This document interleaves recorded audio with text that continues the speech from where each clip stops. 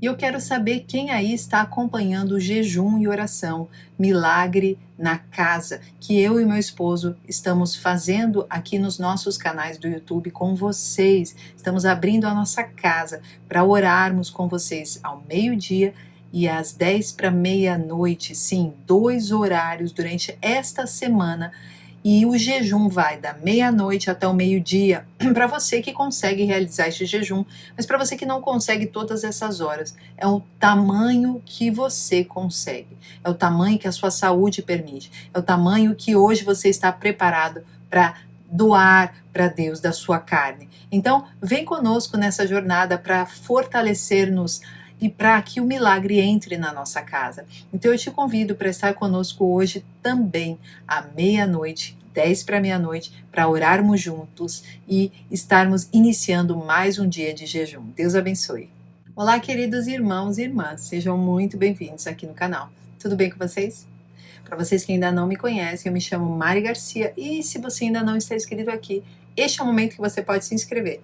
Ativa o sininho aqui embaixo para o YouTube te avisar toda vez que eu postar um vídeo novo por aqui. E não se esqueça de curtir este vídeo e também de compartilhar para divulgar a palavra de Deus para outros irmãos. Além disso, o mais importante de todos, eu quero ler um comentário seu, escreva sua opinião, escreva se você gostou, se você não gostou, de onde você é, quem é você, porque nós somos o corpo de Cristo. Amém? Me segue também nas minhas redes sociais, Instagram, Facebook, Telegram. Vai ser um prazer ter você comigo lá.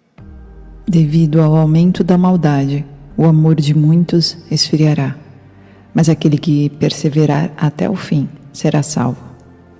E este evangelho do reino será pregado em todo o mundo como testemunho a todas as nações. E então virá o fim. Jesus aqui está falando a palavra amor. E a tradução para esta palavra é ágape. Então, este amor só pode ser aplicado aos cristãos. O diabo já enganou o mundo. Sua estratégia é nos enganar como crentes, como fez com nossos primeiros pais, Adão e Eva, no Jardim do Éden. É claro que Satanás nunca conta mentiras, mas sempre mistura a verdade com o erro. Ele secretamente introduz heresias destrutivas. 2 Pedro 2:1 No passado surgiram falsos profetas no meio do povo, como também surgiram entre vocês falsos mestres. Esses introduzirão secretamente heresias destruidoras, chegando a negar o soberano que os resgatou, trazendo sobre si mesmos repentina destruição. Muitos seguirão os caminhos vergonhosos desses homens e, por causa deles, será difamado o caminho da verdade. Em suas cobiças, tais mestres os explorarão com histórias que inventaram. Há muito tempo, a sua condenação paira sobre eles, e a sua destruição não tarda. Podemos ver facilmente que hoje a estratégia de Satanás está funcionando perfeitamente. Quer se trate de pregações de fé e prosperidade, ou ecumenismo, pessoas que infestam suas igrejas apenas com o intuito de ganhar dinheiro. Paulo escreveu a Timóteo que essas coisas seriam uma característica notável dentro da igreja cristã nos últimos dias. 1 Timóteo 4, versículo 1. O Espírito diz claramente que nos últimos tempos alguns abandonarão a fé e seguirão espíritos enganadores e doutrinas de demônios. Tais ensinamentos vêm de homens hipócritas e mentirosos que têm a consciência cauterizada. 2 Timóteo 3, versículo 13. Contudo, os perversos e impostores irão de mal a pior, enganando e sendo enganados. Quanto a você, porém, permaneça nas coisas que aprendeu e das quais tem convicção, pois você sabe de quem a aprendeu. Porque desde criança você conhece as sagradas escrituras que são capazes de torná-lo sábio para a salvação mediante a fé em Cristo Jesus. Toda a escritura é inspirada por Deus e útil para o ensino, para a repreensão, para a correção e para a instrução na justiça, para que o homem de Deus seja apto e plenamente preparado para toda boa obra. Jezabel era uma bruxa e estava no seu grande momento do ocultismo. Ela tinha uma série de falsos profetas que estavam enganando espiritualmente o povo de Deus na época de Elias, o verdadeiro profeta. Mas se olharmos para hoje, nada mudou. O que vimos acontecer no tempo de Acabe, Jezabel e Elias prenuncia os últimos dias em que vivemos. Jezabel é mencionada no livro do Apocalipse. Ela simboliza o espírito da religião falsa e sedução espiritual. Na Bíblia, as mulheres más sempre representam o espírito da religião falsa que busca seduzir espiritualmente os servos de Deus. Apocalipse 2, versículo 20, no entanto, contra você tenho isso. Você tolera Jezabel, aquela mulher que se diz profetiza. Com os seus ensinos, ela induz os meus servos à imoralidade sexual e a comerem alimentos sacrificados aos ídolos. Quando lemos o capítulo 25 de Mateus, o Senhor Jesus está contando algumas parábolas relacionadas à vigilância e como poderemos estar prontos para encontrá-lo quando ele voltar, ou seja, durante a grande tribulação. Vigilância e sobriedade em questões espirituais são de grande importância para a sobrevivência espiritual de todos nós, como crentes, muitos dos quais ele disse que cairiam também por causa do aumento da maldade e do engano espiritual. Ele também menciona a fidelidade em usar os dons, talentos e recursos que nos deu para fazer a obra do reino de Deus. Todos nós teremos que prestar conta a Ele pelo que fizemos nesta vida com o nosso dinheiro, nosso chamado, ministério, talentos, dons e todo o nosso serviço para Ele, em extensão ao seu reino aqui na terra. Então, quando lemos a parábola das 10 virgens, nós podemos retirar de lá alguns ensinamentos muito importantes para nós. Mateus 25, a partir do versículo 1. O reino dos céus será, pois, semelhante a 10 virgens que pegaram suas candeias e saíram para encontrar-se com o noivo. 5 delas eram insensatas e 5 eram prudentes. As insensatas pegaram suas candeias, mas não levaram óleo. As prudentes, porém, levaram óleo em vasilhas junto com suas candeias. O noivo demorou a chegar e todas ficaram com sono e adormeceram. À meia-noite ouviu-se um grito: o noivo se aproxima, saiam para encontrá-lo. Então todas as virgens acordaram e prepararam suas candeias. As insensatas disseram às prudentes: deem-nos um pouco do seu óleo, pois as nossas candeias estão se apagando. Elas responderam: não, pois pode ser que não haja o suficiente para nós e para vocês. Vão comprar óleo para vocês. E saindo elas para comprar óleo, chegou o noivo. As virgens que estavam preparadas entraram com ele para o banquete nupcial e a porta foi fechada. Mais tarde vieram também as outras e disseram: Senhor, Senhor, abra a porta para nós. Mas ele respondeu: a verdade é que não as conheço. Portanto, vigiem, porque vocês não sabem o dia nem a hora. Em primeiro lugar, aqui podemos entender que as virgens simbolizam os crentes. Nos tempos bíblicos, antes de uma virgem se casar, sempre havia um período do noivado, em que ela tinha que permanecer fiel ao seu futuro esposo e esperar pacientemente por sua chegada. Normalmente ele vinha com uma expectativa e, de noite, esperava-se que ela estivesse sempre pronta para sair ao encontro dele quando sua chegada fosse anunciada.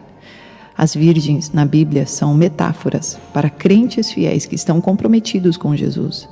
Ele é o noivo e os crentes fiéis são suas esposas. Quando o apóstolo Paulo estava escrevendo sua carta aos crentes em Coríntios, ele disse, 2 Coríntios 11, versículo 2, o zelo que tenho por vocês é um zelo que vem de Deus. Eu os prometi a um único marido, Cristo, querendo apresentá-los a Ele como uma virgem pura. Sua principal preocupação era que, por meio da sedução espiritual, eles se desviassem de sua lealdade e fidelidade espiritual ao seu cônjuge, o Senhor Jesus. Observe também que a parábola está no contexto do reino dos céus. Portanto, essas virgens estavam a caminho da ceia das bodas do Cordeiro, ou seja, essas virgens estavam a caminho de se encontrarem com Jesus no arrebatamento, na sua segunda vinda nos ares, de maneira visível, para que todo olho possa ver. Em segundo, a lâmpada representa um espírito interior dentro de cada um de nós. Provérbios 20, versículo 27. O espírito do homem é a lâmpada do Senhor e vasculha cada parte do seu ser. Portanto, as lâmpadas que as virgens estavam carregando representavam o seu ser mais íntimo, o espírito interior de cada crente. Observe que todas as virgens saem ao encontro do noivo, mas apenas 5 delas chegam à festa. E por que isso? Afinal, todas elas estavam comprometidas com o noivo, não estavam? O fato de todas elas serem virgens aponta para que todas elas estavam no período do noivado com seu futuro cônjuge. Perceba como essa parábola está falando sobre preparação, sobre vigilância. Em terceiro, nós temos o óleo. Na Bíblia, o óleo é sempre um símbolo para o Espírito Santo. Vemos isso quando os profetas ungiram os reis de Israel com óleo. Também vimos isso quando o sumo sacerdote foi ungido com óleo. Agora, as lâmpadas só eram necessárias à noite, quando as coisas estavam escuras. Sem o óleo na lâmpada, você não conseguiria encontrar o caminho dentro da escuridão, apontando então para o tempo da grande tribulação. Tempo esse que as trevas estarão de tamanha no mundo que apenas aqueles que realmente estiverem com lamparinas cheias de óleo poderão seguir nessa escuridão rumo ao encontro com o Messias, Jesus Cristo. Então o Espírito Santo dentro do crente dá a ele luz para ver o caminho nas trevas espirituais neste mundo em que estamos vivendo. E o instrumento que ele usa é a palavra de Deus, que é lâmpada para os nossos pés e luz para os nossos caminhos. Sem o Espírito Santo nunca entenderíamos a Bíblia da maneira que deve ser. O homem natural, por seu próprio poder, não pode ver as coisas do reino espiritual de Deus, porque elas são apenas discernidas espiritualmente, como a própria Escritura diz. 1 Coríntios 12, versículo 10 em diante. O Espírito sonda todas as coisas, até mesmo as coisas mais profundas de Deus. Pois quem conhece os pensamentos do homem, a não ser o Espírito do homem que nele está? Da mesma forma, ninguém conhece os pensamentos de Deus, a não ser o Espírito de Deus. Nós, porém, não recebemos o Espírito do mundo, mas o Espírito procedente de Deus, para que entendamos as coisas que Deus nos tem dado gratuitamente. Delas também falamos, não com palavras ensinadas pela sabedoria humana, mas com palavras ensinadas pelo Espírito, interpretando verdades espirituais para os que são espirituais. Quem não tem o Espírito não aceita as coisas que vêm do Espírito de Deus, pois lhes são loucura, e não é capaz de entendê-las, porque elas são discernidas espiritualmente. Mas quem é espiritual discerne todas as coisas, e ele mesmo por ninguém é discernido. Pois quem conheceu a mente do Senhor para que possa instruí-lo? Nós, porém, temos a mente de Cristo. Em quarto lugar, nós temos a sonolência, o sono, pois todas ficaram com sono e começaram a dormir, por conta da demora do noivo. Lembrem-se de que o povo de Israel, quando Moisés demora a descer da montanha, quando estava tendo um encontro com Deus, e Deus estava passando a ele os mandamentos, o povo se desvia do caminho. E eles pegam joias e ouro e fazem um bezerro de ouro e começam a adorá-lo. Completamente o oposto do que Deus estava desejando deste povo. Ou seja, eles estavam adormecidos. E assim, quando Moisés apareceu, eles estavam completamente em outro caminho. Quando o Senhor Jesus voltar, Ele tratará com todos aqueles líderes que estão enganando a si próprios e a outros. A cegueira espiritual é uma coisa, mas a cegueira voluntária é outra completamente diferente. A pessoa sempre terá os líderes que ela mesma merece. Todos nós devemos estar cientes o tempo todo de que a sonolência espiritual pode nos dominar se não tivermos o cuidado de caminhar dia a dia com o Espírito Santo e não com a carne. A sedução espiritual é um processo, não acontece da noite para o dia. Tanto é que no final o próprio noivo diz para as noivas que ficam para trás: eu nunca as conheci. Portanto, não era algo que naquela noite elas tiveram um erro. Foi durante toda a vida, elas não tinham relacionamento. O ato final de não ter óleo nas lamparinas é apenas um desfecho de toda uma história que elas escreveram para elas mesmas. Assim como nós, como igreja, como seres que decidiram viver uma vida para Deus, que aceitaram Jesus como Senhor e Salvador.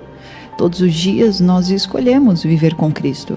É claro que as tentações vêm, as lutas acontecem e é claro que é super difícil carregar a cruz e seguir a Jesus. Mas, através de uma decisão, nós batalhamos e nos arrependemos e nos vestimos de saco, buscando sempre uma postura de arrependimento e misericórdia. Essa é a postura aceitável ao Senhor, que sonda cada coração. Observe que todas as virgens ficaram com sono e começaram a dormir. A diferença não está em dormir, pois perceba como as 10 virgens dormiram, pegaram no sono. Ou seja, é da natureza humana que nós estejamos cansados em algum momento. É da natureza humana que talvez você não esteja tão quente em algum momento. Mas 5 delas, quando acordaram, estavam preparadas. E 5 delas não estavam preparadas. Então, aqui nos mostra que mesmo se estivermos acordados ou dormindo, a nossa postura espiritual continua sendo a mesma. Eu continuo com a vida santa, eu continuo buscando.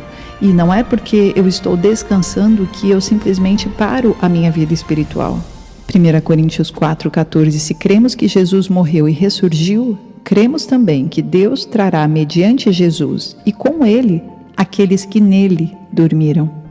Em 5º lugar, à meia-noite houve um grito: eis o noivo, venha conhecê-lo.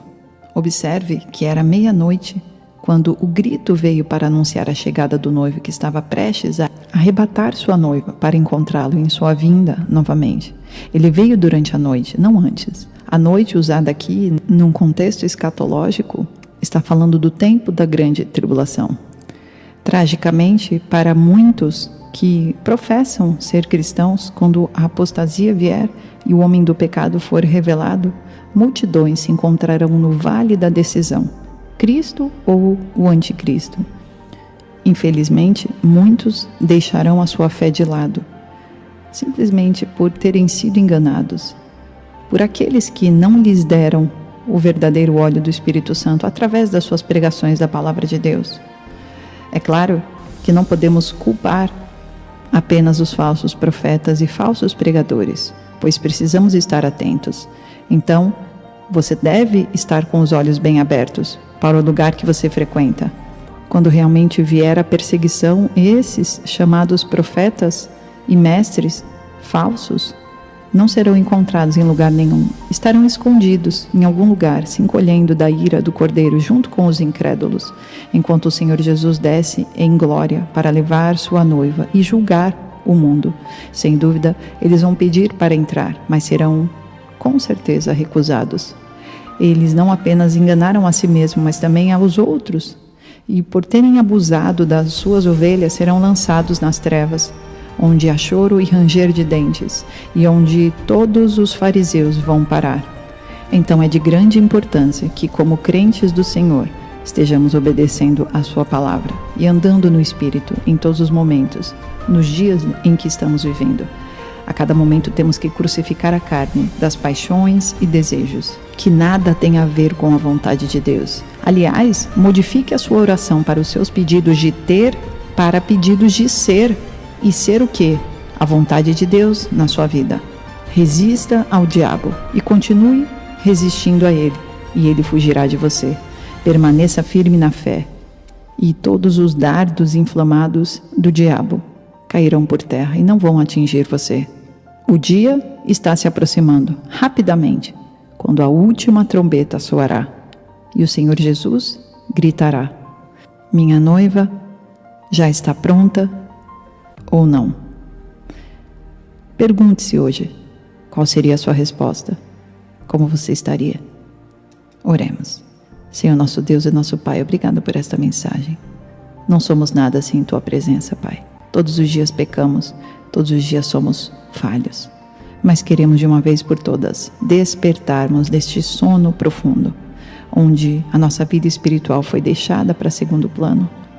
Capacita-nos, Deus, a olhar aonde estamos errando e que possamos consertar, que possamos nos arrepender, que possamos perdoar, para que possamos seguir em frente, vestidos de saco, arrependidos de dentro para fora e não apenas a olhos humanos.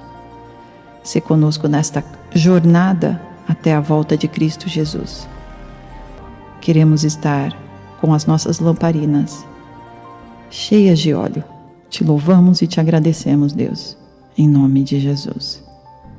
Fiquem com Deus, queridos, permaneçam firmes e aguardem, Jesus está voltando. Deus abençoe e até o próximo vídeo.